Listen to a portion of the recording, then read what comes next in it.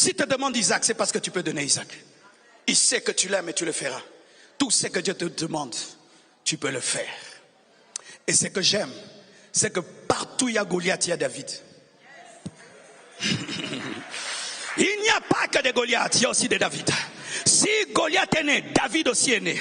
Si Goliath vient, David aussi viendra. Et j'aimerais te dire que le vrai géant dans cette histoire n'est pas Goliath. Le vrai géant, c'est David, parce qu'il est géant en esprit. Et j'aimerais vous présenter le véritable David, Jésus-Christ de Nazareth, qui a vaincu le diable, qui a vaincu les démons. Partout les démons te pourchassent. Il y a Jésus, il y a Jésus, il y a Yesu. Kotabitu mananga, il y a Yesu. Kotabitu mananga. J'aimerais annoncer à quelqu'un qui est en train de traverser des moments difficiles. Il y a Jésus, le péché qui te fait tomber a été vaincu à la croix. Le démon qui t'oppresse a été vaincu à la croix. Jésus entre dans ton combat de la même manière que David est entré dans le combat d'Israël. Jésus entre dans ton combat. Et si David est entré avec une fronde, lui il entre avec la croix. Lui il entre avec la croix. Lui il entre avec la croix. Jésus!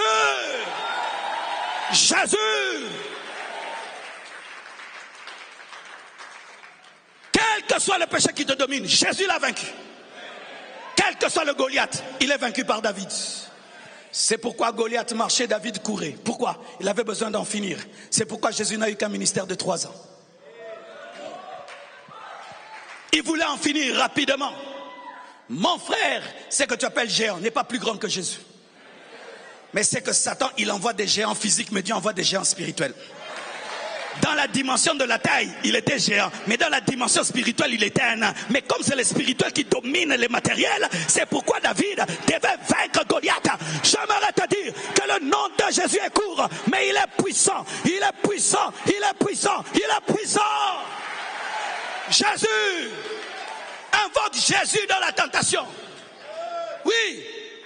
Quelqu'un veut te tenter, tu dis yes!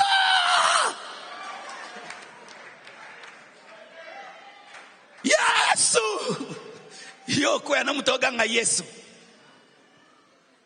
Ton problème, c'est que dans ta guerre, tu oublies qu'il y a un berger qui est en train de paître les brebis de son père comme Jésus et qui est en train d'apprendre à vaincre tes combats. Quelles que soient vos luttes, la croix est suffisante pour vous donner la victoire.